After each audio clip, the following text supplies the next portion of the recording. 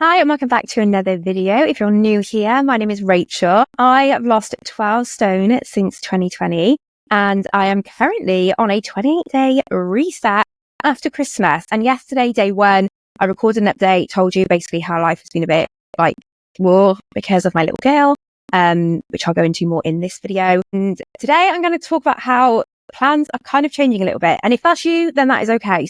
You know what to do. Please do subscribe to the channel, like the video. It really, really does help. And let's get into it.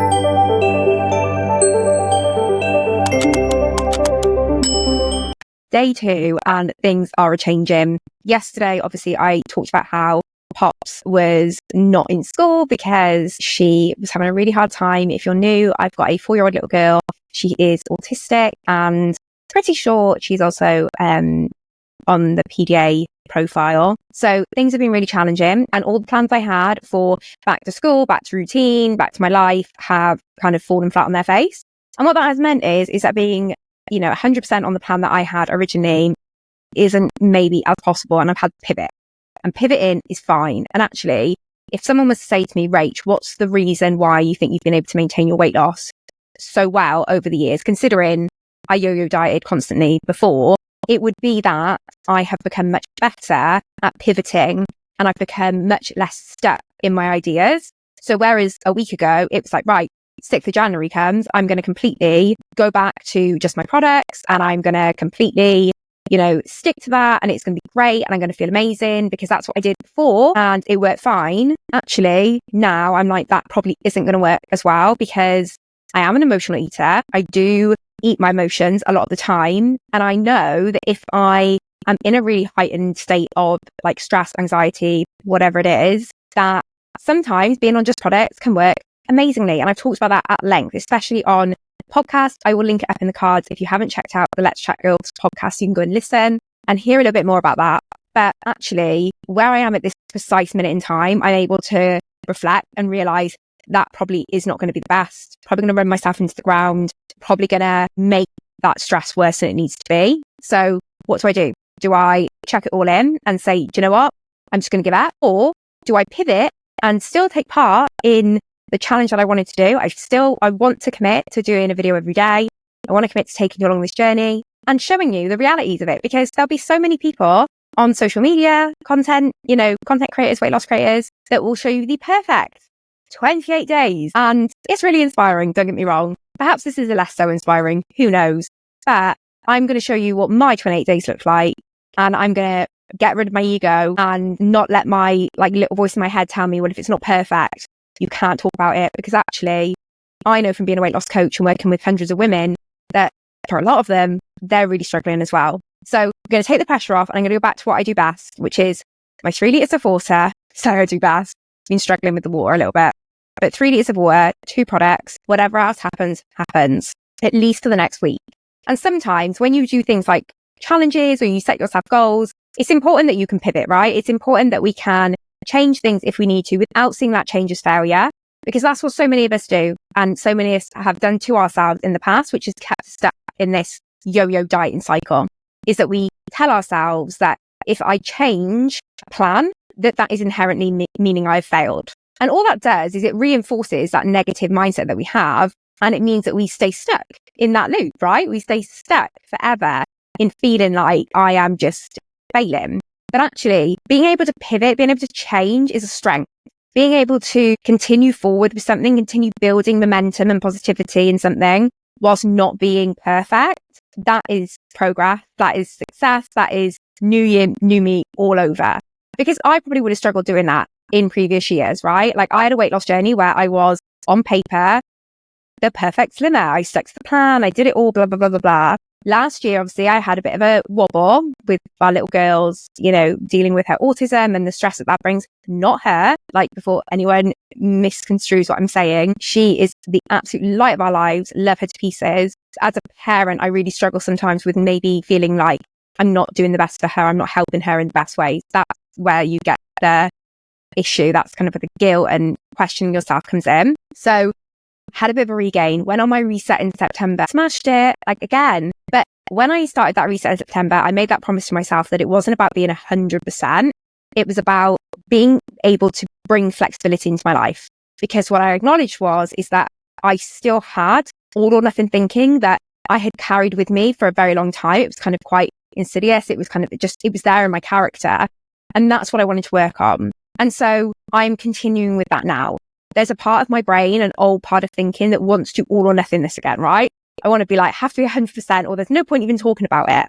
And that is probably why last year I went quiet, and why I had all these other feelings of shame and guilt and all the rest of it, because I felt like I wasn't being perfect. But then I would turn around to my clients and be like, you don't need to be perfect. That is like the last thing you need to be. It's not possible. But I wasn't listening to myself, as we always do. Like, I was just being ridiculous, basically, and getting caught up in my own head. And what I had to do was completely let go of my ego that was keeping me stuck in that unless you present yourself perfectly, you shouldn't be presenting yourself. What people judge you, what people think less of you, blah, blah, blah, which I know nobody would. But my ego was getting me trapped there. And my ego was what was stopping me from being able to pivot or make changes or be able to do something that still allows me to move forward, but perhaps adjusts the speedometer on how quickly that is. Arguably, I would say that I'm making heads and tails more progress, because like I always say, progress on the scale is one small thing in all this, right? If you've struggled with your weight all of your life, if you've struggled with obesity and emotional eating and all the rest of it, a very small proportion of your issue is with what you're eating. Okay. But you'll be told that's the big issue. You'll be told that we need to look at how we get you in a calorie deficit, how we do this, how we do that, blah, blah, blah, blah, blah. If calorie deficit was the problem, then obesity would not be an issue at this point, because there's so many solutions for calorie deficit. You can literally go through and find what's going to work best for you. Perfect. But the reality is calorie deficit is a small part of it. What calorie deficit you can apply to your life is one thing, but what plan you can apply to your life and what calorie deficit you can apply to your life that allows you to work on the actual issues, like the core emotional mindset reasons why we are stuck in this place, is a lot more complex and harder to do. And there just isn't as much out there. I'm really fortunate that as my job, I get to support women on their weight loss journey and really focus in on that mindset work and emotional eating and working on those things for them. Because I know firsthand that that is what made the biggest difference, and why 4 years later, I'm not sat here having continued history and regaining all of the weight back again. Because that was my life. Lose 10 stone, put it back on, just continually throughout all my life.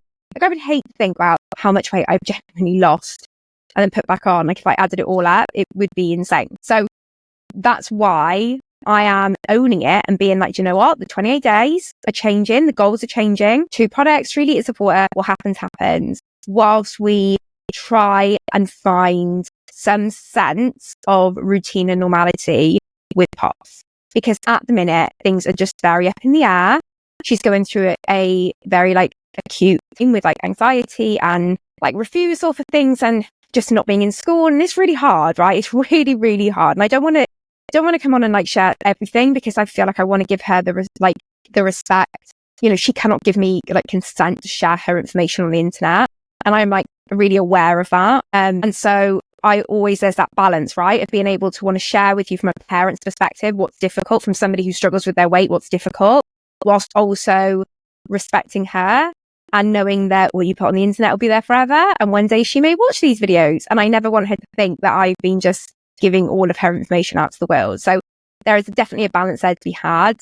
So there's always going to be things that are kind of beyond what I'm sharing, that I hope that if you are another son parent, that you can see this and realize you're not alone. And if you're a fellow, if you struggle with your weight, if you've struggled with weight for a long time, you can see that you can make progress in that and there can be change. And yes, it may not be in the way that your brain has constructed that it has to look, but hopefully this can show you that there is no has to be kind of way. But finding what's going to work best for you, and being kind to your mind throughout that process, and actually tending to those areas that need worked on, rather than just beating yourself with the calorie deficit brush. Because like I said, if it was that simple, none of us would have issues with our weight, and that takes a lot more time and, a lot more awareness of yourself in order to see the progress that you're making. So anyway, day 2 so far is going okay. I've had a product. I've nearly finished my first litre of water. So I'm going to go fill that up and get another litre in. And then we're going to see how tomorrow goes. What I will say is already just having that shift in my brain, which, like I said, last year, I probably would not have been able to do this. has made me feel so much calmer. It's already made me feel like, well, I am making progress. Things are going well. And this is going to be much more about how do I navigate a January where normally that all or nothing mindset would mean everything, like it would come into place. And there's this expectation of like losing the most weight in January. And instead, harbor more of a ethos of let me try and see how I get through this month, protecting that mindset that I've worked so hard for, looking after my body, like not letting those toxic traits of like emotional eating, binge eating, things like that come in.